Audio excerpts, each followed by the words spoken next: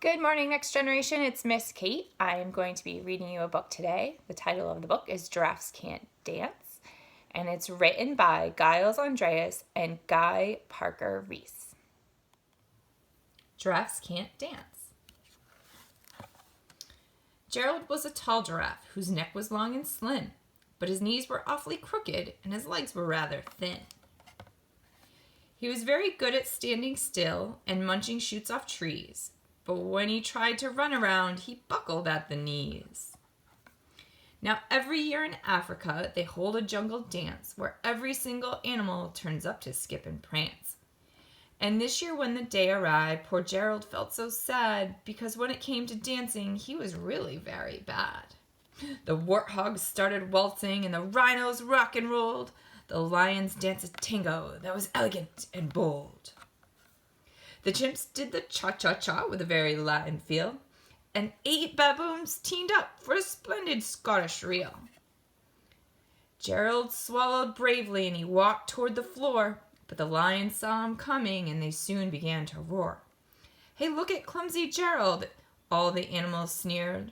"Giraffes can't dance, you silly fool. Oh, Gerald, you're so weird." Gerald simply froze up. He was rooted to the spot. "They're right," he thought. "I'm useless. Oh, I felt like such a clot."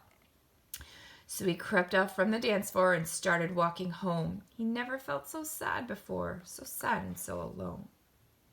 Then he found a little clearing and he looked up at the sky. "The moon can be so beautiful," he whispered with a sigh. "Excuse me," coughed a cricket, who'd seen Gerald earlier on. "But sometimes when you're different, you just need a different song. Listen to the swaying grass and listen to the trees. To me the sweetest music is the branches in the breeze. So imagine that lovely moon is playing just for you. Everything makes music if you really want it to."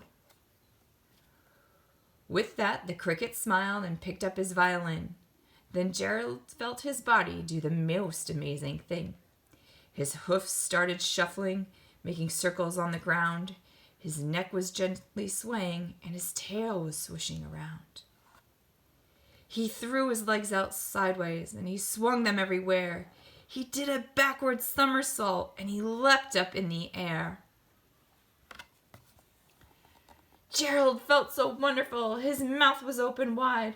"I'm dancing! Yes, I'm dancing! I'm dancing!" Gerald cried. Then one by one, each animal who'd been at the dance arrived, while Gerald boogied on and watched him quite entranced. They shouted, "It's a miracle! We must be in a dream. Gerald's the best dancer that we have ever seen." "How did you learn to dance like that? Please, Gerald, tell us how." But Gerald simply twirled around and finished with a bow. And then he raised his head and he looked up at the moon and stars above. "We all can dance," he said, "when we find the music that we love."